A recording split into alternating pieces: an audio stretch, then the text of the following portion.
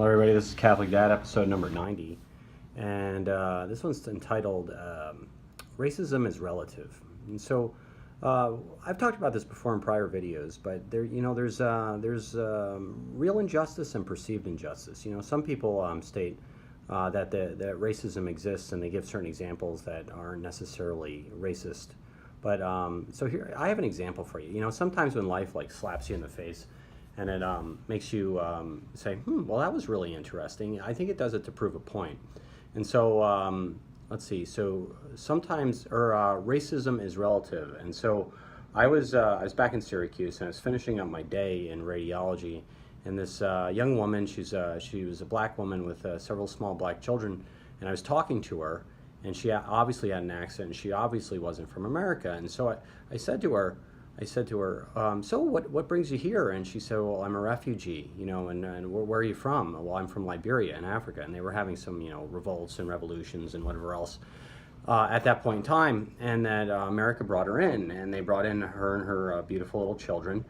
And so she started talking about it. And I was really quite interested. What happened? What drove you out of the country? And so on and so forth. And there were warring tribes or whatever else it was, and it came to a head where they were in their home, and some men came around and dragged her husband outside, and then brought the little kids outside to watch, and then she had to watch as well, and they made them watch them kill her husband with bayonets. And so they didn't even shoot him. What they did was they slit his chest open on both sides with bayonets, and he suffocated to death in front of them, and they forced her to watch this atrocity in an African village in the country of Liberia. And so she was so warm, and she was so happy to be in America, and she was so happy to be safe and not be fearful for her life.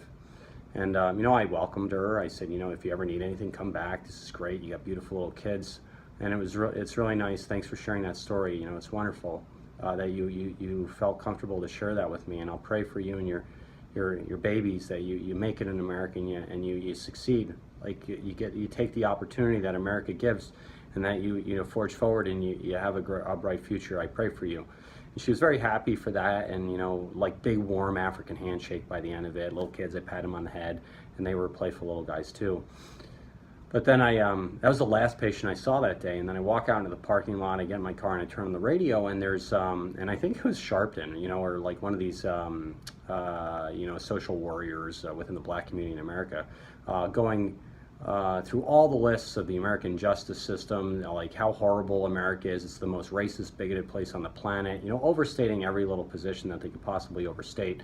How this place is, not the friend of the black man, and that it needs to be reformed. We need reparations for the, you know that the party line and how it works. But it's funny, this woman who faced severe injustice in her life was so happy to be here because of the safety and the security it afforded her as a black woman and her black children. And mind you, she came from an African nation which presumably was almost entirely black. And then to go in the car, a man screaming and yelling at the top of his lungs on media, on the radio, that this nation doesn't afford him opportunity, right? And that it's bigoted and horrible, and that it needs to be changed and amended and correct for all the injustices in the past. Well, I was wondering, I wonder if he would have traded positions with her. Would he be happy to go back to Africa and watch his family get slaughtered in front of him? That's probably not a good position to be in. Or or would he, if he saw her, would he have said, well, you don't want to be here, get out of here. This is a horribly racist place, not a good place for you to be. You need to get out of here and go find a better place. I suspect he wouldn't have said that either. I think maybe he was just, as part of his job and as part of his, the way he makes up money and drums up, supports his family by being kind of a race baiter, or, exaggerating racisms within America. But I can tell you what, when a young African woman shakes my hand like that and tells me she's so happy to be here, I feel pride for my country, and I know that it's a great place, and I know it gives opportunity to people and safety and security that other places in the world don't. And so before you take down America, people, and before you tell us that we're the worst place on the planet and so on and so forth, you just got to look at the rest of the world. And you also got to look what we do for people too. We take in the masses of people from around the world.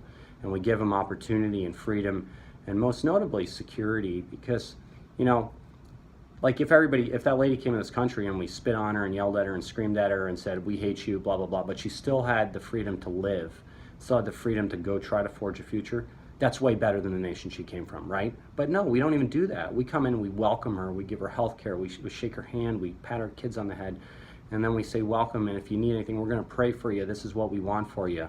We want you to have the opportunity that America offers people. It doesn't matter who it is, whether you're from Liberia, Mexico, China, you name it, European cultures. This place it offers something called liberty and freedom, and that is possibility if you have the gumption and the know-how and the capacity to negotiate your ways through the waters of competition. And so there you go. This is Catholic Dad. Please like or subscribe and share with your friends if you like. And pray the Daily Rosary, get to Mass, and racism is relative. Remember that, people.